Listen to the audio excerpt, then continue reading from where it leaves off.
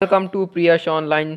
और मैं प्रियश श्रीवास्तव स्वागत करता हूं आपका इस मेरे चैनल में। दोस्तों, ये आज मैं आपको बताने जा रहा हूं क्लास 8 का English chapter 6 Honey due. This is Jodie's found.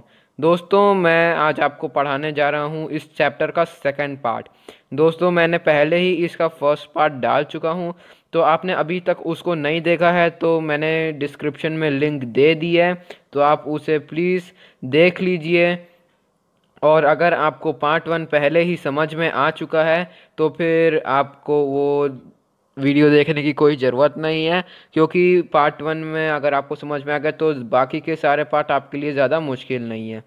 तो दोस्तों, मैं पहले आपको पार्ट 1 का प्रीव्यू करा देता हूँ। पार्ट 1 में होता क्या है कि जॉडी के पापा को एक रैक्टल स्नेक काट देता है। तो जॉडी के पापा क्या करते हैं कि वो एक डू को मार देते हैं और उसका हार्ट और लीवर यूज़ करते हैं अपने शरीर से जहर निकालने के लिए। तो जॉडी ये सब देखता है कि उसके जॉडी देखता है कि उसके पापा ने एक डू को मार दिया और उसका एक बच्चा अब अकेला हो गया। तो ये सब देखते हैं। फिर अगले दिन वो अपने पापा को कहता है, पापा क्या मैं उस फ़ोन को मैं अपने घर ला सकता हूँ और पाल सकता हूँ क्या? फिर जब पापा और बच्चे के बेटे के बीच में बात चलती है तो अंततः यही फैसला निकलता है कि उसके पापा हाँ कर देते हैं, जॉडी के पापा हाँ कर जाने के लिए। फिर जब ये बात जॉडी अपनी मम्मी को बताता है तो उसकी मम्मी भी थोड़ा संकोच करके और किसी तरह अपना मन बना के हाँ कर देती है।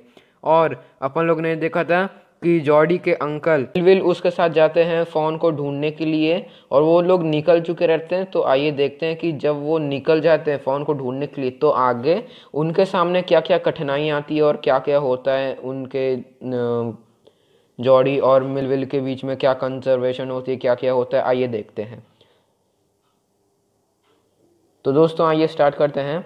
Jordi gave himself over the thought of found the path the abandoned clearing. Jody जो है वो जो फोन है उसको याद करता है। हाँ, और फिर उसके बाद वो कहता है, he said cut to the north Millwheel, he it was up here that pa got bitten by a snake and killed the doe and I saw the fawn. फिर जॉडी कहता है, मिलविल नॉर्थ को cut करो और ये देखो, ये जगह है जहाँ पर पापा को सांप ने काटा था और यहीं पर पापा ने उस हिरण को मारा था, फीमेल डियर को मारा था, और वहाँ पे मैंने देखा था फोन को। तो फिर उसके बाद क्या होता है जॉडी के साथ, suddenly Jody was unwilling to have Millwheel with him. If the fawn was dead or could not be found, he could be disappointment seen. And if the fawn was there, meeting would be lovely and so secret that he could not endure and share it. अब Jordi जो है उसको लगता है, अब वो Millville के साथ ना अब फ़ोन को ढूंढना नहीं चाहता है। तो उसको क्या महसूस होता है कि अगर उसको फ़ोन तो वो काफ़ी दुखी हो जाएगा, और वो नहीं चाहता कि उसको ऐसे कोई दुखी में कोई देखे।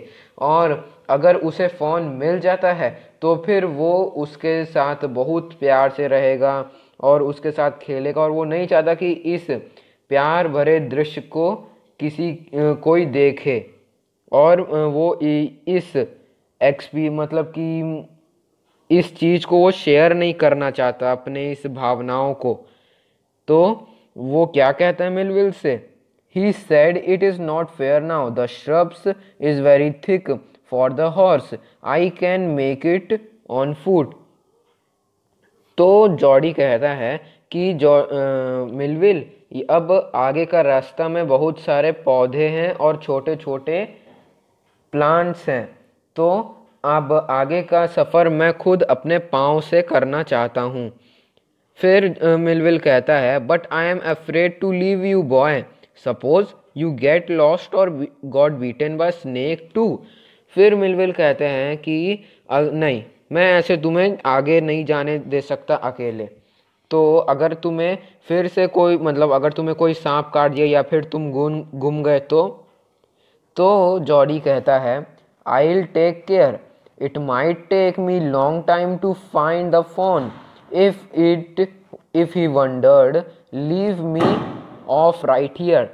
अब क्या कहता है जॉडी कि नहीं, मैं उसका ध्यान रख लूँगा। मैं अब जॉडी कहता है कि मैं आगे चले जाऊँगा, मैं ध्यान रख लूँगा अपना, और मेरे को थोड़ा सा वक्त चाहिए है फ़ोन को ढूंढने के लिए, तुम मुझे इसी वक्त यहीं पे छोड़ के चले जाओ।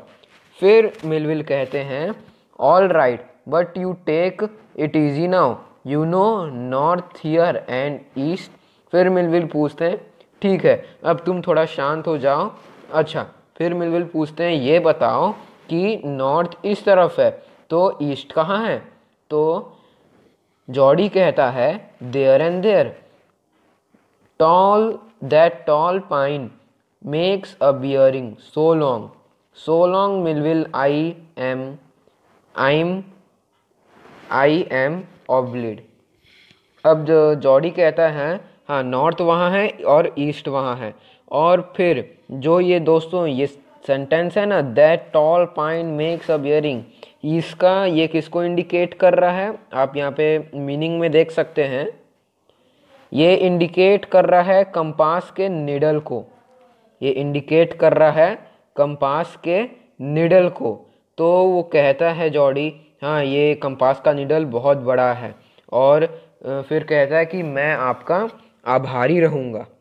फिर जॉडी क्या करता है he waited for the sound of hooves to end then cut to right, the shrub was still, only his own cracking twist sounded across silence. He wondered for the intense if he had mistaken his direction। अब Jordi क्या करता है कि वो अब Millville तो चला जाता है ना, तो वहीं पर वेट करता है कोई नॉइस का, कोई आवाज़ का, जिससे वो उस नॉइस को ट्रेस कर सके और उसको कोई ऐसा क्लू मिले फाउंड को ढूंढने के लिए। पर जब वो आगे बढ़ता है, वो राइट चलता है, राइट डायरेक्शन में जाता है, तब उसे सिर्फ अपने पैरों की चलने की आवाज़ के अलावा और कुछ सुनाई नहीं देता है। उसे ऐसा प्रतीत होता है कि कहीं वो अपना डायरेक्शन तो नहीं खो गया। तो आइए दोस्तों ये देखते हैं आगे क्या होता है। Then a buzzard rose in front of him, flapped into the air. He came into clearing under oaks. Buzzard sat in a circle around the carcass of dew।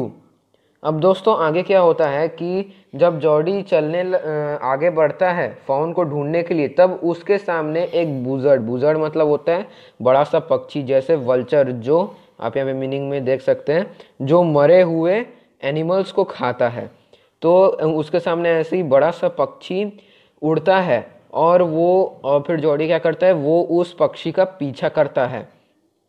फिर वो देखता है आगे कि एक पेड़ के नीचे बहुत सारे ऐसे ही बड़े पक्षी गोला बनाकर बैठे हैं, और वो लोग क्या कर रहे हैं, वो लोग खा रहे हैं किसको, मरे हुए ड्यू को, मतलब ड्यू का जो डेड बॉडी है वो उसको खा रहे हैं। फिर क्या होता है, they turn their head on their long skinny neck and hissed at him, he threw his buff at them and they flew into the adjacent tree। अब दोस्तों आगे क्या होता है कि बर्ड्स जब देखते हैं उसको, जॉडी को, तब वो उस पर हमला करने की कोशिश करते हैं।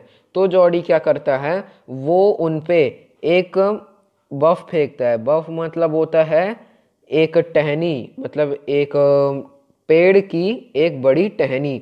वो उस पेड़ की टहनी को फेंकता है बर्ड्स की तरफ, तो वो क्या करते हैं, दूसरा पेड़ है जो पास में एक और जो दूसरा पेड़ है वो उसमें जाकर बैठ जाते हैं। अब आगे क्या होता है, the sand saw large cat prints but the cats killed fresh and they left the due to carrion bird। अब दोस्तों आगे क्या होता है कि एक मिनट, हाँ, अब दोस्तों आगे क्या होता है कि वो जॉडी देखता है कि वहाँ पर बिल्लियाँ के प्रिंट्स हैं, मतलब कि बिल्लियों के निशान हैं, और वहाँ पे बड़े बड़े जो बिल्ली हैं वो मर चुके हैं। और वो ये देखता है, और वो ये देखता है कि उन लोग का जो मांस है, मतलब कि उन लोग की जो डेड बॉडी है वो बर्ड्स खा रही हैं, है ना। तो अब आगे क्या होता है, he parted the grass at the place where he had seen the fawn. अब वो क्या करता है, वो उसी जगह जाता है जहाँ पर उसने उसको देखा था, किसको, फाउन को। फिर क्या करता है, फिर वो क्या होता है, he did not seen possible that it was only yesterday. अब उसको ऐसा लगता ही नहीं है कि ये बात कल की ही है, कि कल पापा के साथ इतना सब कुछ हो गया, ये बात कल की लग ही नहीं रही है, लग रहा है कि ये अभी की ही बात है। फिर क्या होता है जॉडी के साथ, the fawn was not there, he circled the clearing. अब जॉडी देखता है कि वहाँ पर तो अब फाउन है नहीं, तो वो जिस जगह उसने आखिरी बार देखा था फाउन को, वो उस जगह पे सर्कल मार देता है, एक सर्कल बना देता है ना। फिर क्या होता है, there was no sound no sign, the wizard cleaved the wings impatient to return their business. अब वहाँ पे उस जगह पे कोई आवाज़ नहीं थी, कोई ऐसा निशान नहीं था जिससे वो फ़ोन को ढूंढ सके। जो सिर्फ बुज़र्ड्स थे वो अपना पंख फैलाए और अपने काम पे वापस चले गए। He returned to the spot where a fawn had injured and dropped all fours, studying the sand for small hoof prints. The night rain had washed away all tracks except those of cat and buzzards। अब दोस्तों आगे क्या होता है कि जो Jordi है वो वापस से उस जगह मतलब वो उस जगह को मार्क कर देता है जहाँ पर उसने आखिरी बार फ़ोन को देखा था, है ना। फिर वो आगे बढ़ता है, फिर वो वापस से उस जगह वापस आता है जहाँ पर उसने आखिरी बार को फ़ोन को देखा था, और फिर वहाँ पर वो सोचता है कि वो वहाँ के जो सैंड है उनको स्टडी करेगा, जिससे उसको कोई उसके पैरों के निशान, फ़ोन के जो पैरों के निशान है उसका पता चल सके और वो उसको ढूंढ सके। पर वहाँ पर ऐसा उसको कुछ भी नहीं मिलता है। और यहाँ पे जो आखिरी सेंटेंस है, the night rain had washed away all tracks except those cats and buzzards. मतलब यही दोस्तों कि जिस दिन जॉडी के पापा को काटा था रेक्टल स्नेक, उसी रात